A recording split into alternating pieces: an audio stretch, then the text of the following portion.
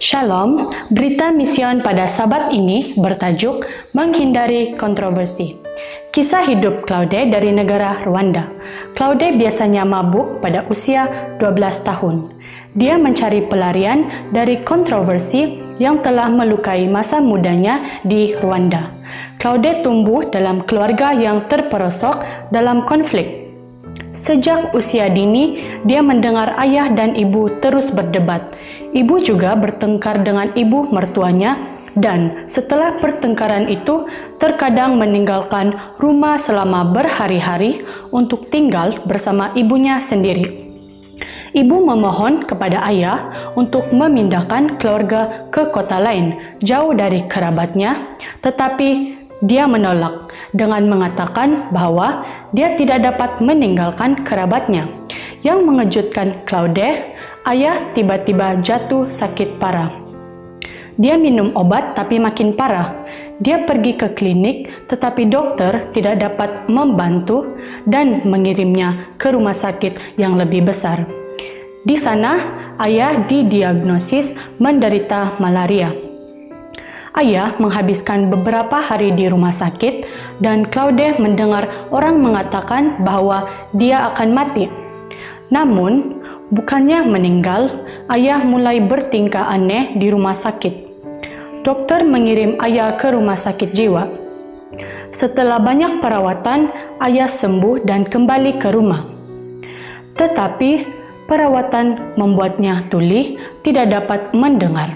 Alih-alih merayakan kesembuhan ajaib ayah, kerabat dan tetangga yang curiga meragukan apakah dia menderita malaria.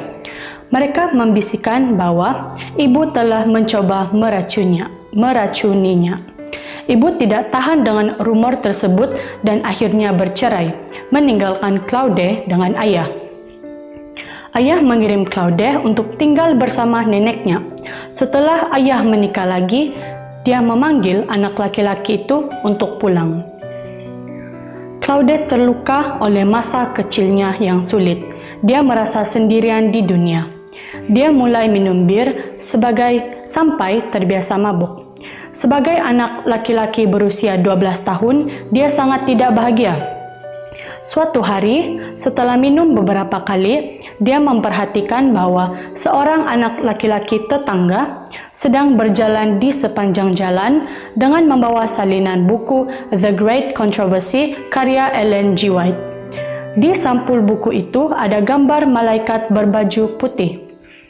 Claude tercengang dengan judulnya, The Great Controversy. Dia tahu bahwa kata kontroversi berarti perselisihan atau pertengkaran. Dia telah melihat banyak ketidaksepakatan dan argumen. Jika buku itu tentang argumen yang hebat, pikirnya, mengapa ada malaikat berbaju putih di sampulnya? Dia sangat penasaran. Bolehkah aku meminjam bukumu?